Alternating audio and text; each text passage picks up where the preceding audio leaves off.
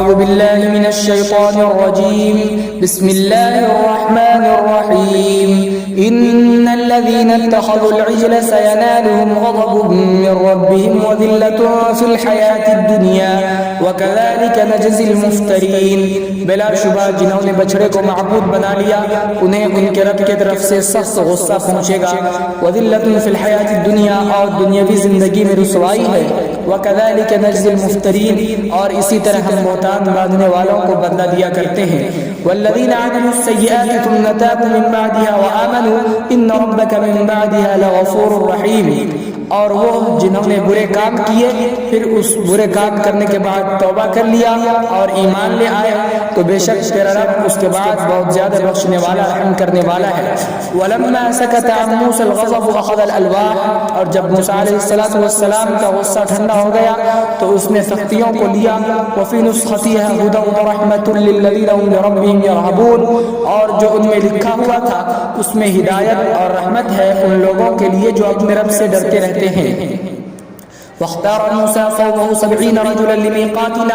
اور موسیٰ علیہ السلام نے اپنے قوم کے 70 لوگوں کو منتخب کیا ہمارے مقررہ وعدے کے لیے فلما اخذتهم الرجفة قال رب لو شئت اهلكتهم من قبل وإياي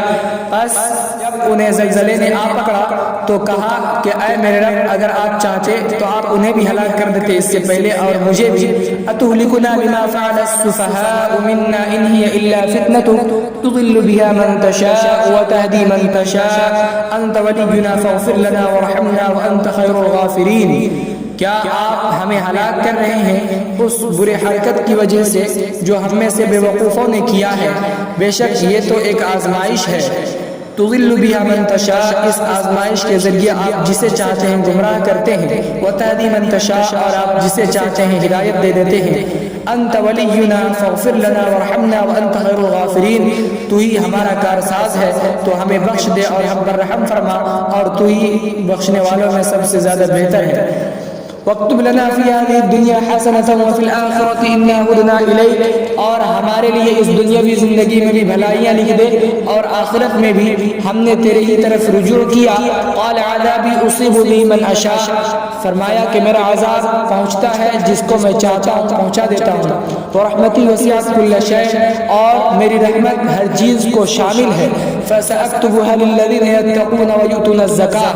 بس میں اس کو لکھ دوں گا ان لوگوں کے لیے کہ جو اللہ سے ڈرتے رہتے ہیں اور جو زکوٰۃ ادا کرتے ہیں والذین هم بآیاتنا یؤمنون اور ان لوگوں کے لیے لکھ دوں گا جو ہماری نشانیوں پر یقین رکھتے ہیں الذین یتبعون الرسول النبی الأمی الذی یجدونه مکتوبا عندهم في التوراة والانجیل اور وہ لوگ جو رسول کی پیروی کرتے ہیں جو رسول کے نبی امی ہے